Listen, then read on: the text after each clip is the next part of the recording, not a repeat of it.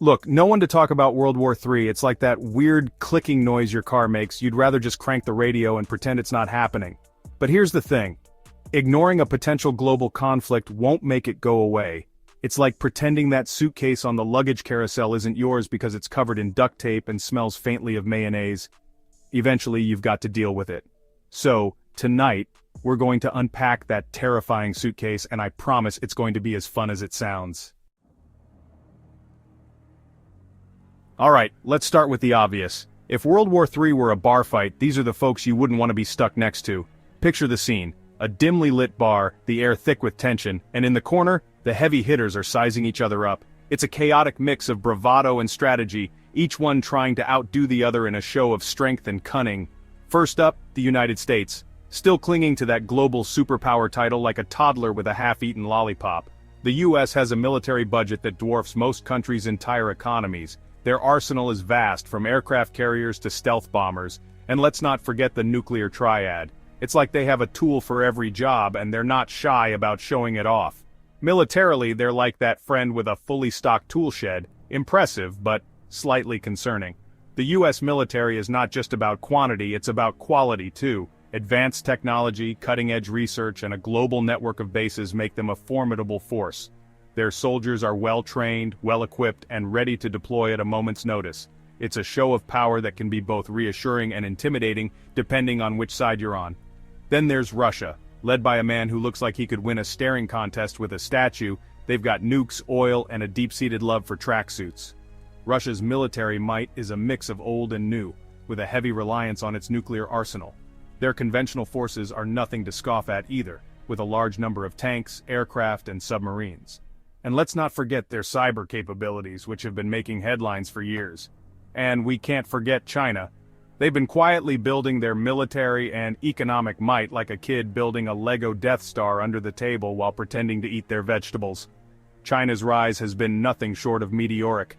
Their military, the People's Liberation Army, is now one of the largest in the world. They've invested heavily in modernizing their forces, with new aircraft carriers, stealth fighters, and advanced missile systems. Economically, they're a powerhouse, with a growing influence that extends far beyond their borders. These three alone are enough to make you want to invest in a bunker and a lifetime supply of canned peaches. But it's not just about the big three. There are other players in this global game of chess, each with their own strengths and strategies. Countries like India, with its rapidly growing economy and military, North Korea, with its unpredictable leadership and nuclear ambitions, and even smaller nations that punch above their weight in regional conflicts. The world is a complex and interconnected place, and the balance of power is constantly shifting. So, as we size up the heavy hitters, let's not forget the rest of the players on the board. After all, in a bar fight, it's often the unexpected punch that lands the hardest. Of course, no good war is complete without a complicated web of alliances, betrayals, and enough side-switching to make your head spin faster than a Beyblade championship.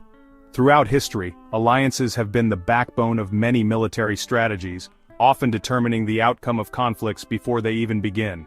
From the intricate pacts of World War I to the shifting allegiances of the Cold War, nations have always sought to bolster their strength through partnerships. But these alliances are rarely straightforward. They come with their own set of challenges, including trust issues, conflicting interests, and the ever-present threat of betrayal. It's a high-stakes game of diplomacy where today's friend could be tomorrow's foe. NATO is like that friend group that swears they'll always have your back, but then you remember what happened at Dave's bachelor party. Formed in the aftermath of World War II, NATO was designed to be a bulwark against Soviet aggression. Over the decades, it has grown to include 30 member countries, each pledging mutual defense in the face of external threats. However, maintaining unity within such a diverse group is no small feat. Different nations have different priorities, and sometimes these differences can lead to friction. The recent debates over defense spending and the role of NATO in global conflicts highlight the complexities of maintaining a cohesive alliance in a rapidly changing world. The European Union, bless their hearts, are trying to broker peace, but they're also dealing with internal squabbles and a crippling addiction to bureaucracy. The EU was born out of a desire to prevent another devastating war in Europe by fostering economic and political cooperation. While it has achieved remarkable success in many areas, it is not without its challenges. The Brexit saga, for instance, exposed deep divisions within the Union and raised questions about its future. Additionally, the EU's decision-making process can be painfully slow, often hampered by the need to reach consensus among its 27 member states. Despite these hurdles, the EU continues to play a crucial role in global diplomacy, striving to be a force for stability and peace. And then there are the wild cards, countries like India, Pakistan, and North Korea, who are just waiting to see who's winning before they decide which side to back. These nations often pursue their own agendas, sometimes aligning with major powers and other times striking out on their own. India and Pakistan, for example, have a long history of conflict. Yet both have sought alliances with larger powers like the United States and China to bolster their positions. North Korea, under the leadership of Kim Jong-un, remains an unpredictable player on the global stage, often using its nuclear capabilities as a bargaining chip. These wild cards add an extra layer of complexity to the already intricate web of global alliances. It's enough to make you long for the good old days of the Cold War, when at least you knew who the bad guys were. The Cold War era was characterized by a clear division between the Western Bloc, led by the United States, and the Eastern Bloc, led by the Soviet Union. This bipolar world order, while fraught with tension, provided a certain level of predictability. Today, the lines are much more blurred, with multiple actors and shifting alliances creating a more complex and uncertain global landscape. As we navigate these shifting sands, one thing remains clear. The game of alliances is as crucial as ever, and understanding it is key to making sense of our world. Chapter 3. Playing with Fire, the Geopolitical Tinderbox. So, what could actually this whole mess?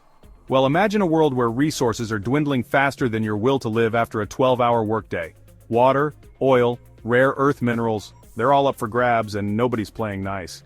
Then there's the ever-present threat of terrorism, cyber attacks, and good old-fashioned political instability. It's like the world's a giant game of Jenga, and everyone's taking turns pulling out blocks while simultaneously trying to light the tower on fire. Chapter 4. Nukes and drones, the not-so-fun part.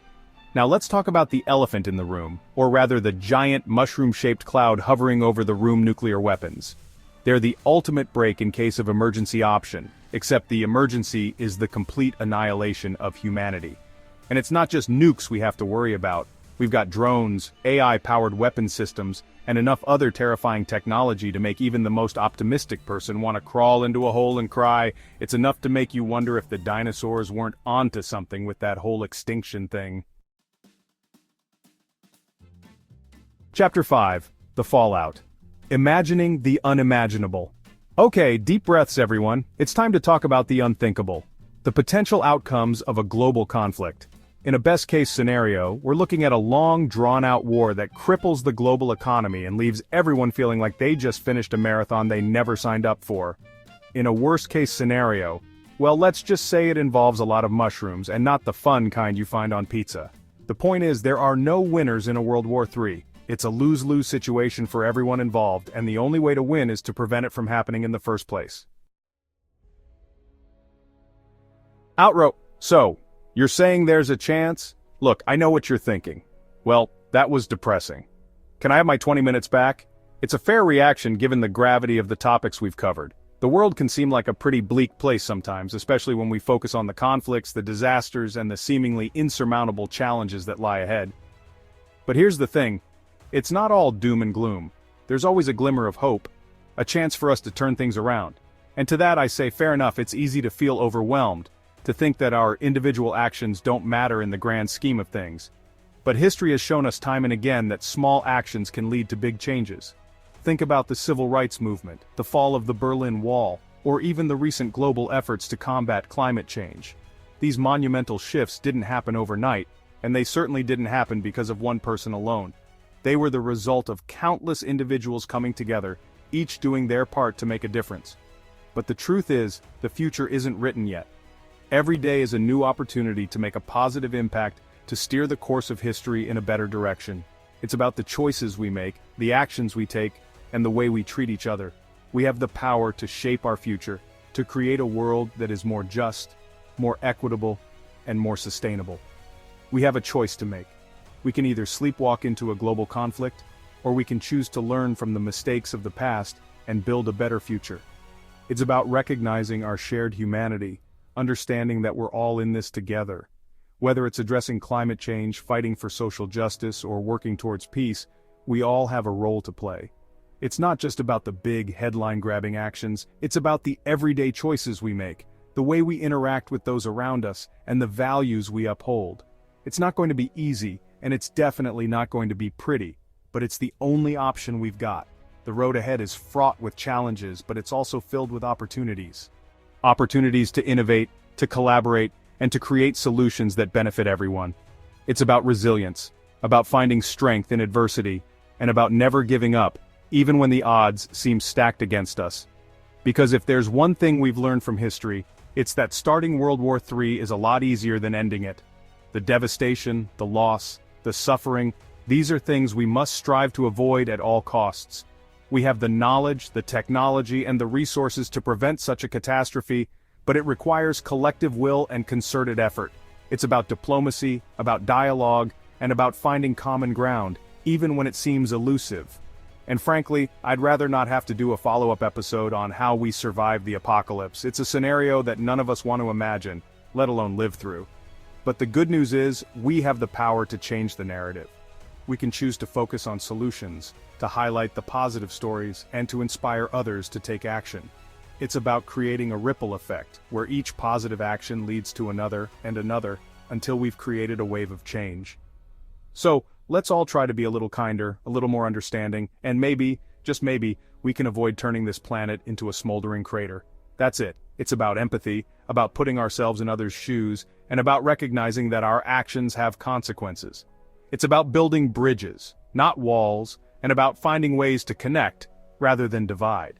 We have the power to create a better world, but it starts with each of us, right here, right now. Go get some sleep. You've earned it. Rest is important, not just for our physical health, but for our mental and emotional well-being.